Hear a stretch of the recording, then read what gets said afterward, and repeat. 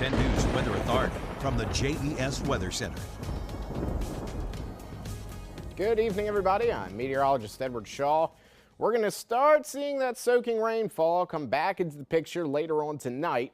We're in a little bit of a dry spell right now over the last hour or so. We had some rain earlier tonight, but that's since passed further up to the northeast, just outside of Roanoke, and is now going into your neck of the woods up towards the Allegheny Highlands. That rain wraps up tomorrow, giving way to what's going to feel like a crisp autumn-like feel here later on this week.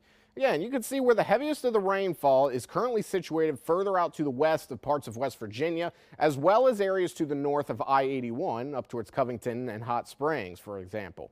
But as we go later on into the evening, we're going to start seeing that rainfall return by about 4 a.m. in the morning, and that's going to bring in some heavier downpours as well at some points, but overall, not going to be anything too much that we got to worry about. Beneficial rainfall to the area. As we go about 3 p.m., I'm starting to see that rainfall dissipate and giving way to cooler temperatures here as you go into Thursday afternoon and evening. You see that northerly flow starting to come into the area, bringing in nice conditions all around. Low temperatures tonight are actually going to be what our high temperatures are here in a couple of days. Roanoke about 65 tonight, Blacksburg 62, Lynchburg 64, South Boston 66, and Lexington at 63. We heat up into the upper 70s tomorrow, similar to where we were today, except maybe a little bit less humidity in the afternoon and evening, just thanks to a lot of that moisture being rained out tomorrow morning. As we look at how exactly the rest of the week plays out, again, that cooler air moves into the area quite quickly after that cold front, dropping us into the mid-60s here Thursday, Friday, and then the upper 60s for Saturday. We hover right around 70 here for Sunday, so certainly going to be feeling nice for the next few days. One other thing we're watching that could have an influence on our temperatures is this potential for our weekend nor'easter.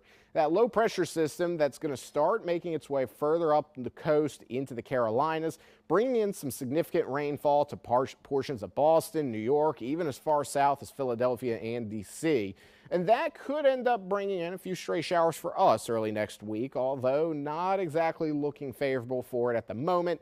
But it will also have that northerly flow reinforced and potentially give us some gusty winds at times as well. Obviously, the strongest impacts from that storm going to be felt in the northeastern parts of the United States with tropical storm force winds.